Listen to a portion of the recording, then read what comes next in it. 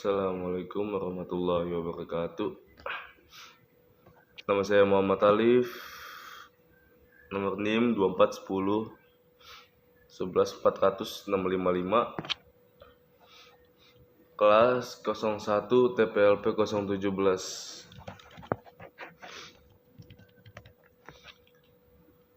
Laporan praktikum pengantar teknologi informasi program studi teknik informatika Fakultas Ilmu Komputer. Di sini saya akan ada latar belakang perlindungan data pribadi menjadi isu yang semakin penting seiring dengan pesatnya perkembangan teknologi.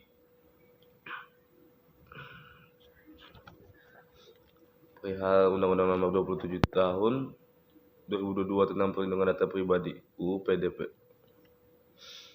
UU PDP tidak hanya mengatur bagaimana data pribadi harus dikelola oleh pengontrol data dan pemrosesan data, tapi juga menetapkan kewajiban bagi penyelenggara infrastruktur IT untuk menerapkan standar keamanan yang ketat dalam pengelolaan data pribadi.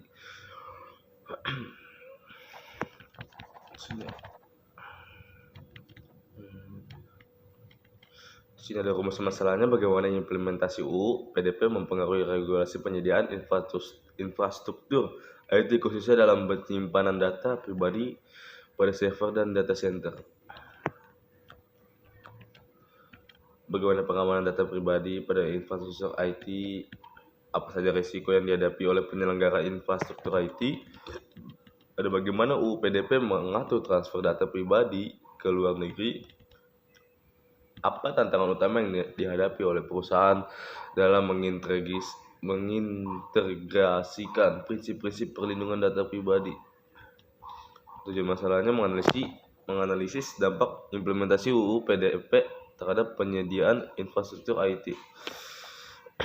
Penelitian ini bertujuan untuk menganalisis bagaimana ketentuan dalam UU PDP mempengaruhi kebijakan dan regulasi penyediaan infrastruktur IT, mengidentifikasi standar pengamanan data pribadi, mengukur tingkat kepatuhan penyelenggara, mengidentifikasi risiko hukum dan dampak ketidakpatuhan terhadap UU PDP, menyarankan solusi untuk mengatasi ketentangan dalam implementasi UU PDP, mengevaluasi implementasi UU PDP terhadap transfer data pribadi internasional. Di sini ada pembahasannya, dapat dilihat. Sama dalam pembahasan ini kita akan menguraikan secara rinci hubungan antara Undang-Undang Nomor 27 Tahun 2022 UU PDP dengan regulasi penyediaan infrastruktur IT, khususnya dalam konteks penyimpanan data pada server, data center, data pengamanannya. UU PDP yang bertujuan untuk melindungi data pribadi.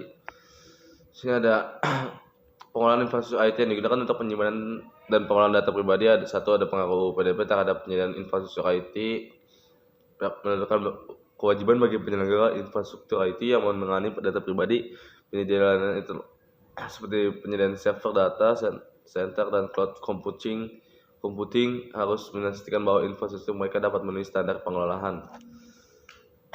Mengharuskan organisasi untuk menyediakan sistem penyimpanan yang aman, menjamin ketersediaan dan integritas data, kontrol akses. Sini ada standar pengamanannya, harus ada inskripsinya, ada kontrol aksesnya, ada audit dan pemantauan. Ini ada risiko hukum dan dampak ketidakpatuhan terhadap UU PDP. Bisa dikenakan sanksi finansial. Terbukti melanggar ketentuan perlindungan data pribadi dapat dikenakan denda yang cukup besar. Besaran denda ini dapat mencapai angka yang signifikan tergantung pada tingkat pelanggaran yang terjadi. Kerugian reputasi, ada tuntutan hukum dari individu. 4. Ada transfer data pribadi lintas negara dan implikasi terhadap infrastruktur IT. Harus ada persetujuan pemilik data, perlindungan yang setara. Tantangan dalam implementasi UU PDP dalam infrastruktur IT, ada biaya implementasi, ketidakpastian regulasi global. 6. Solusi untuk mengatasi tantangan implementasi UU PDP dengan cara peningkatan kapasitas SDM, investasi dalam teknologi keamanan, kepatuhan pada standar internasional. Kemudian kesimpulannya, UU PDP memberikan pengaruh yang signifikan secara infrastruktur IT dirancang dan dikelola, terutama terkait dengan penyimpanan, pengelolaan, dan perlindungan data pribadi. Penyedia infrastruktur IT harus memastikan bahwa data pribadi dapat memenuhi standar yang ditetapkan dalam UU PDP untuk menjaga